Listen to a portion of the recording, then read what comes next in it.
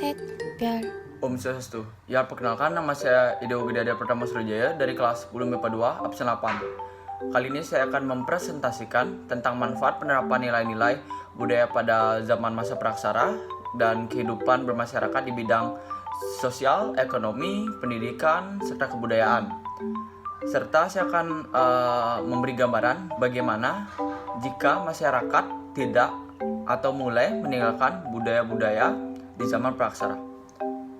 Ya, yang paling pertama kita akan bahas adalah kapak primbas. Ya, seperti gambar yang saya sudah sertai di sini. Ya, di sini adalah contoh gambar kapak primbas. Dan berbagai daerah Indonesia, salah satunya lokasi yang kaya akan kapak primbas adalah Punung atau Pacitan. Tradisi kapak primbas di daerah Punung kemudian dikenal dengan nama kebudayaan Pacitan pada tahun 1935 hingga saat ini.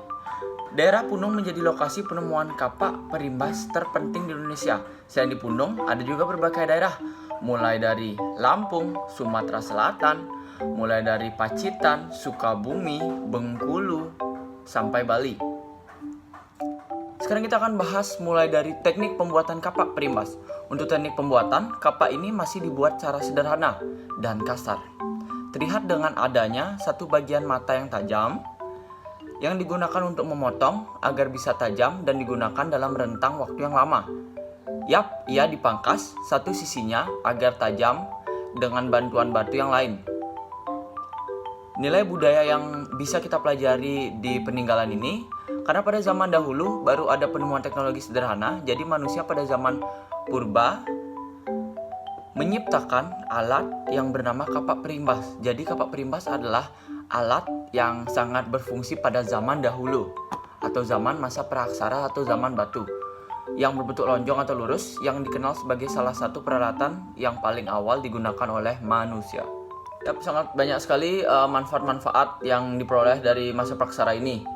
Yang pertama adalah pasti nilai gotong royong, di mana masyarakat praksara hidup secara berkelompok. Mereka bergotong royong untuk kepentingan bersama. Contohnya membangun rumah yang dilakukan secara bersama.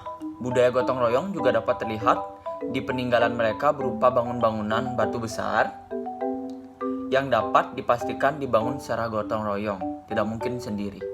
Dan yang kedua adalah nilai musyawarah, di mana kehidupan berkelompok masyarakat praksara telah mengembangkan nilai musyawarah.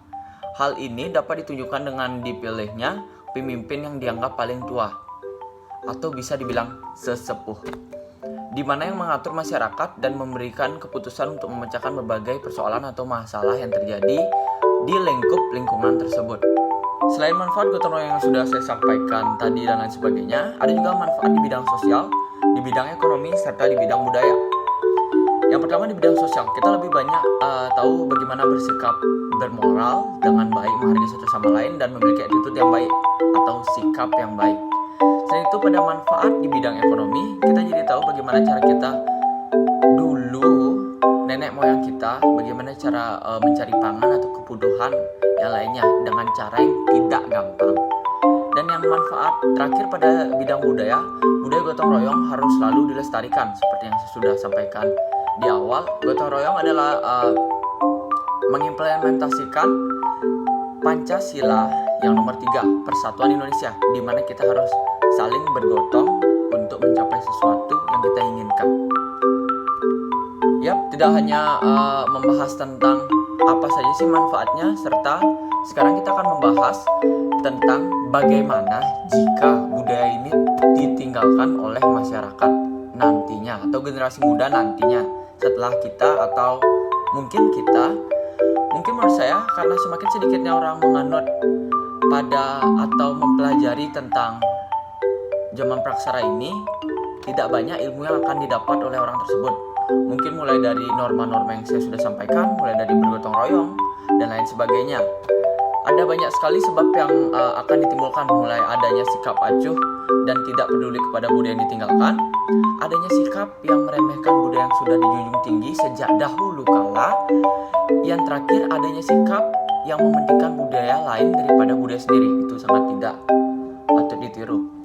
Dan menurut saya itu saja sih yang saya ingin sampaikan di presentasi kali ini. Maaf jika ada salah kata. Saya Adia undur diri pamit. Om Santi Santi Santi Om.